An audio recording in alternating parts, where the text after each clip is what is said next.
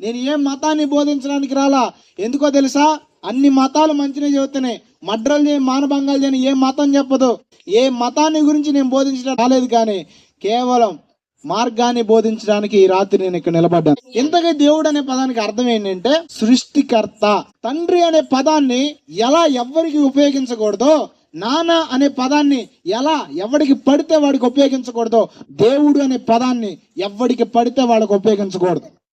ఎందుకో తెలుసా? దేవుడు అంటే అర్థమే సృష్టికర్త. ఈ పదాన్ని తల్లిదండ్రులకు వాడకూడదు. ఎందుకంటే నీ తల్లిదండ్రులు భూమిని సృష్టించారా? తల్లిదండ్రులు ప్రకృతిని సృష్టించారా? అలాంటప్పుడు తల్లిదండ్రులు దేవుడు ఎలా అవుతారు? తల్లిదండ్రులను గౌరవించొద్దని చెప్పలా. నా బైబిల్ గ్రంథం ఏం చెప్పిందో తెలుసా? నీ దేవుని తర్వాత ఎక్కువగా ప్రేమించమంది నీ తల్లిదండ్రులే. నీ తల్లిని, నీ తండ్రిని సన్మానించకపోతే ఈ భూమి మీద నీకు దీర్ఘాయువు ఉండదని చెప్పిన గ్రంథం బైబిల్. హల్లెలూయా. దేవుడు అనే పదానికి అర్థం సృష్టికర్త.